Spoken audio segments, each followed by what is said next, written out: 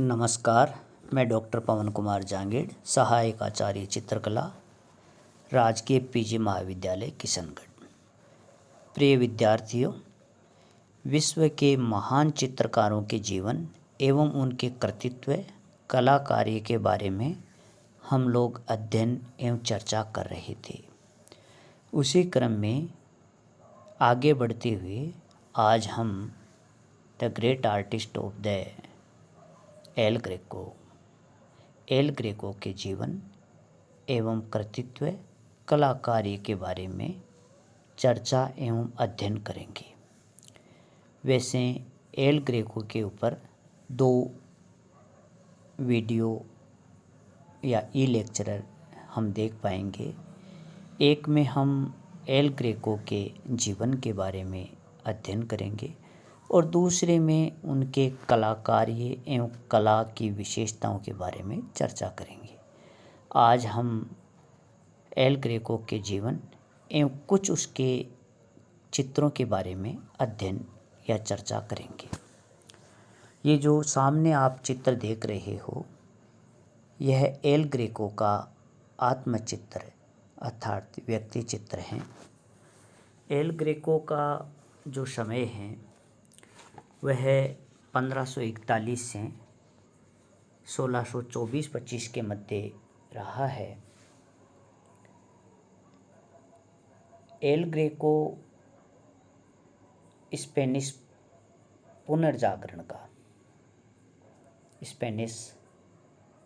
पुनर्जागरण काल का एक चित्रकार, एक मूर्तिकार एवं वास्तुकार रहा है। अर्थात स्पेनिश के पुनर्जागरण में एल ग्रेको चित्रकार के रूप में, मूर्तिकार के रूप में एवं वास्तुकार के रूप में जाना जाता है। एल ग्रेको का वास्तविक नाम डोमेनिको थियोटोकोपुलुस था। उसका जन्म क्रीट में हुआ और वही उसकी वास्तविक शिक्षा आरंभ हुई। उस समय क्रीट पर वेनिस का अधिकार था, किंतु वहाँ अभी तक बाइजेंटाइन शैली चली आ रही थी। आगे की शिक्षा प्राप्त करने के लिए एल ग्रेको वेनिस गया और वहाँ उसने तीशियन को अपना गुरु बनाया। तीशियन जिसका अध्ययन हम पहले कर चुके हैं, तीशिया या तीशियन। जब वह अर्थात एल ग्रेको रोम पहुंचा तो उससे कहा गया कि वह माइकल एंजेलो द्वारा चित्रित अंतिम न्याय द लास्ट जजमेंट, जिसके बारे में हम पहले चर्चा कर चुके हैं, उस माइकल एंजेलो के उस चित्र अंतिम न्याय द लास्ट जजमेंट की नग्न आकृतियों को वस्त्रावृत कर दे। इसके उत्तर में एल ग्रेको ने कहा कि समस्त चित्रों को मिटाकर वह नए और उतने ही अच्छे चित्रों की रचना कर सकता है। ग्रेको के इस कथन का रोम के ईसाई अधिकारियों ने बहुत बुरा माना और उसे एल ग्रेको को विवश होकर स्पेन जाना पड़ा। वहाँ उसे अपनी योग्यता सिद्ध करने हेतु वहाँ के दरबारी चित्रकारों से स्पर्धा कंपटीशन करने को कहा गया और वहाँ उसे बहुत परेशान किया गया, जिसके फलस्वरूप एल ग्रेको एकांत में ही अपना शेष जीवन बिताना उचित समझा और वो एकांत में रहने लगे। एल ग्रेको माइकल एंजेलो के परवर्ती कार्य की असाधारण गतिशीलता और व्याकुलता से बहुत प्रभावित रहा था। 1577 में एल ग्रेको स्पेन के टोलेदो नगर का स्थायी निवासी बन गया। उस समय समस्त उपमहाद्वीप में सुधारवादी आंदोलन चल रहा था। जिससे वह भी बहुत प्रेरित हुआ। यूरोप के अन्य भागों में जो लूथरवादी सुधारात्मक आंदोलन चल रहा था, उसकी प्रतिक्रिया स्पेन में हुई। रोमन चर्च के विचारों से वहाँ के लोग सहमत नहीं थे और उसके पुरातनवादी दृष्टिकोण को स्वीकार नहीं करते थे। अतः संत इग्नेशियस लोयोला इसका अग्रणी रहा, जो प्रोटेस्टेंट्स का खतरनाक विरोधी था। संत लोयोला ने चर्च के शुद्धिकरण का प्रयत्न किया। इस विचारधारा से प्रभावित होकर एल ग्रेको ने एक प्रतीक चित्र बनाया, अंकित किया। उसका नाम है पूजा गृह में से व्यापारियों को बाहर निकालते हुए ईसा। इस प्रकार उनकी विचारधारा से प्रभावित होकर एल ग्रेको ने इस चित्र का निर्माण किया। पूजा गृह में से व्यापारियों को बाहर निकालते हुए ईसा। ये जो नीचे आप चित्र देख रहे हो, एल ग्रेको द्वारा बनाया गया चित्र है। 1568 में इस चित्र की रचना एल ग्रेको ने की है। ऑयल माध्यम से बना हुआ पैनल चित्र है। 26x33 इंच का ये जो चित्र है, national gallery of art Washington में यह चित्र है। इस विषय के साथ इस चित्र की रचना विधि भी महत्वपूर्ण मानी जाती है। कौन सी चित्र की? पूजा गृह में से व्यापारियों को बाहर निकालते ईसा। यहाँ ध्यान देना, उस चित्र की जो रचना है वह क्यों महत्वपूर्ण है? क्योंकि उसमें जो आकृतियाँ बनी हुई है, उसमें जो विकृत शरीर कुछ जंगली जैसे, कहीं कहीं पशुओं के समान भयानकता तथा विशालता के साथ चित्रित किए गए हैं। एल ग्रेको की आरंभिक कृतियों में टिशियन, तिंतोरेंतो, माइकल एंजेलो, रैफेल, ड्यूरर आदि महान कलाकारों का प्रभाव हमें देखने को मिलता है। रोम के धार्मिक वातावरण का भी एल ग्रेको पर प्रभाव पड़ा था। इन सब के पीछे उनकी बाइजेंटाइन पृष्ठभूमि भी कार्य कर रही थी। 1577 के पश्चात वह टोलेडो नगर में मृत्यु पर्यंत रहा। ये जो चित्र हैं, ये टोलेडो में बनाया गया चित्र है। एल ग्रेको ने इस चित्र की रचना की है, द एसम्पशन ऑफ द वर्जिन। 1577 से 1579 79 का इसका समय है। ऑयल माध्यम से बना हुआ यह चित्र है, कैनवास पर बनाया गया चित्र है। इसमें आप देख सकते हो ऑयल में बना हुआ चित्र है। यहाँ की ऊंची वेदी हेतु एल ग्रेको ने जो चित्र बनाया, उसमें शैली के समस्त तत्वों का सुंदर समन्वय देखा जा सकता है। आकार की दृष्टि से भी यह विशाल है। इसका एक अंश 10 फीट तथा दूसरा 16 फीट ऊंचा है। टोलेडो कैथेड्रल के हेतु उसने एक अन्य चित्र की रचना की, ईसा के वस्त्र उतारना। ये जो आप चित्र देख रहे हो, ये भी एल ग्रेको द्वारा बनाया गया चित्र है। 1577 से 1579 का समय है इसका। यह भी तेलीय चित्र हैं जो कैनवास पर बनाया गया है। एल ग्रेको का चित्र है। विषय को लेकर अंकित किया। कौन से विषय को लेकर? ईसा के वस्त्र उतारना। इस विषय को लेकर एल ग्रेको ने इस चित्र की रचना की। उसे धार्मिक अधिकारियों ने उसे धार्मिक अधिकारियों ने स्वीकार नहीं किया। 1580-81 में उसने सम्राट फिलिप के हेतु कई चित्र बनाए। इसमें से एक चित्र को सम्राट ने इसलिए अस्वीकार कर दिया कि उसमें असमात्रा, विकृत प्रमाण, आकुलता एवं तेज रंगों का प्रयोग किया गया था। ग्रेको ने अपना शेष जीवन टोलेदो में ही व्यतीत करने का संकल्प लेकर अपनी शैली को और अधिक विकसित करना आरंभ किया। नीदरलैंड्स के युद्धों तथा यहूदियों के निष्कासन आदि घटनाओं से वह बहुत प्रभावित रहा।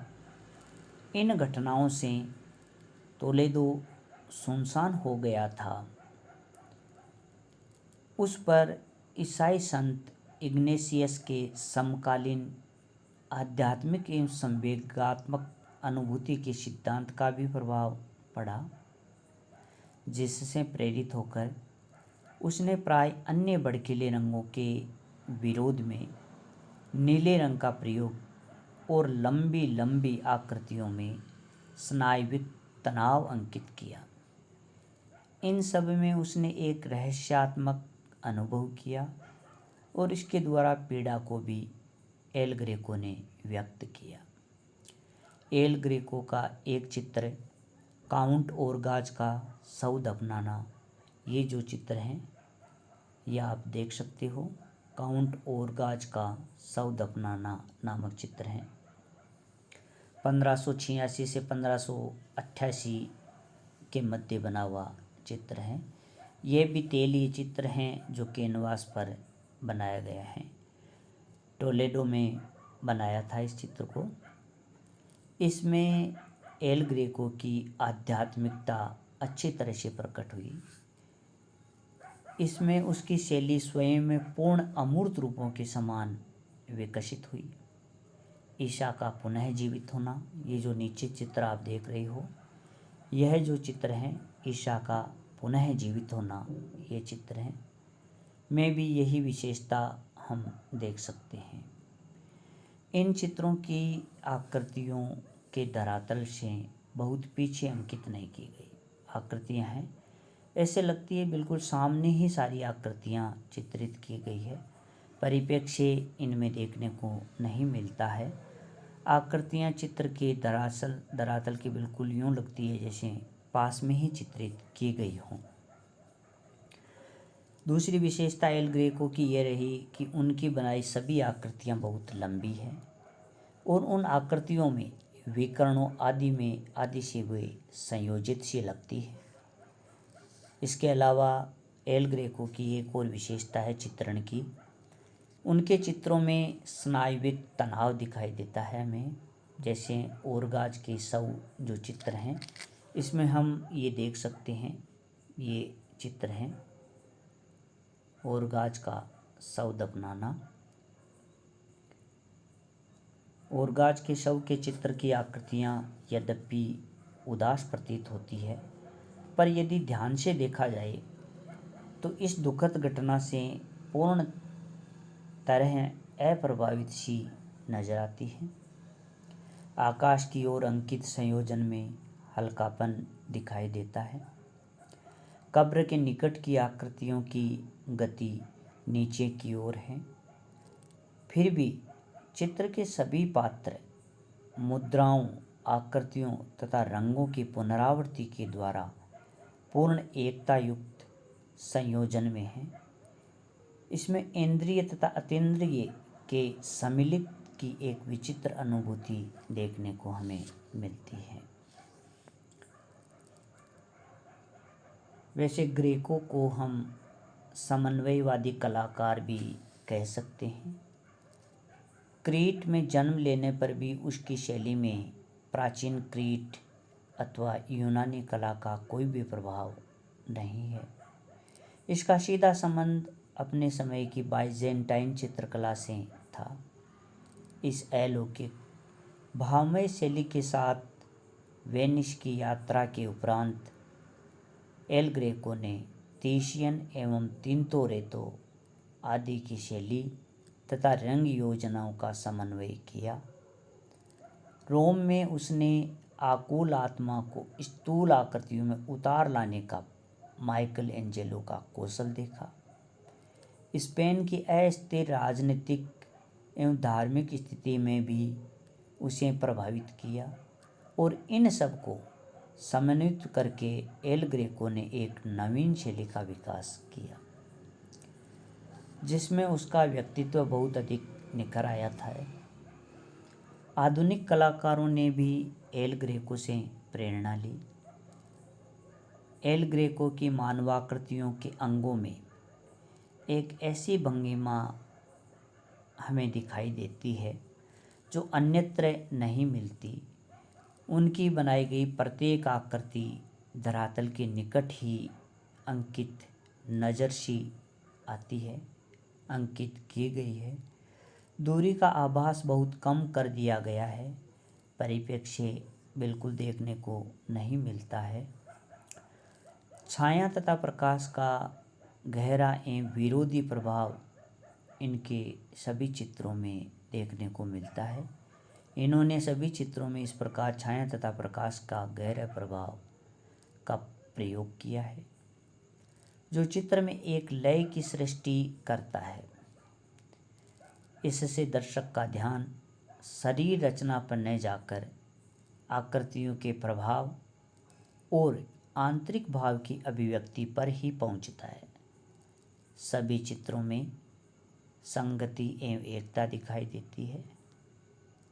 प्राय उनके जो चित्र हैं उनमें कर्ण, षष्ठभुज तथा कुंडली के अनुकरण पर चित्रों में लय का संयोजन देखने को मिलता है।